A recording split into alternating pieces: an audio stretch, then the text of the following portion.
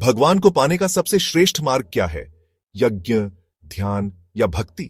आज हम आपको एक ऐसी कहानी सुनाने जा रहे हैं जो बताएगी कि यज्ञ, ध्यान और भक्ति में से कौन सा मार्ग सबसे प्रभावशाली है।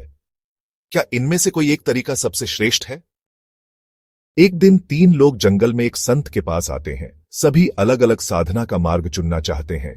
संत उनकी बात सुनकर मुस्कुराते हैं।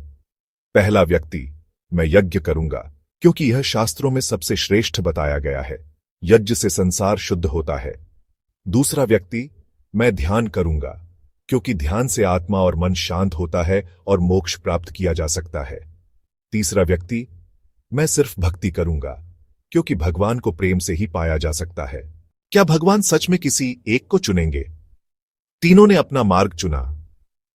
पहला व्यक्ति बहुत बड़े यज्ञ करता है, वेदों का उच्चारण करता है, लेकिन कुछ समय बाद अहंकार से भर जाता है और सोचता है कि वही सबसे श्रेष्ठ मार्ग पर है।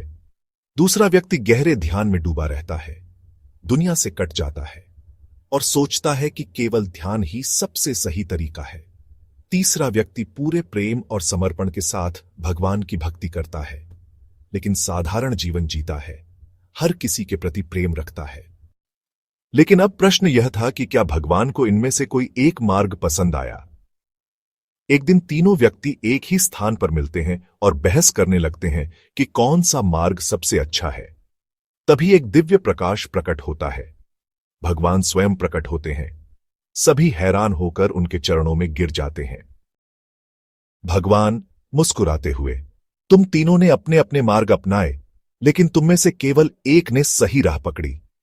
तीनों चकित होकर भगवान की ओर देखते हैं। भगवान आगे कहते हैं, यज्ञ श्रेष्ठ है, लेकिन यदि इसे अहंकार से किया जाए तो यह व्यर्थ है। ध्यान महत्वपूर्ण है, लेकिन अगर इससे दुनिया से प्रेम न किया जाए तो यह अधूरा है। लेकिन भक्ति में प्रेम, सेवा और समर्पण होता है और वही सच्ची राह है।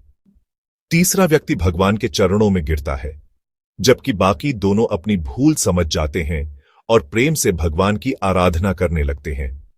भगवान ने सिखाया कि भक्ति ही सबसे श्रेष्ठ मार्ग है, क्योंकि इसमें प्रेम, त्याग और सेवा शामिल होती है।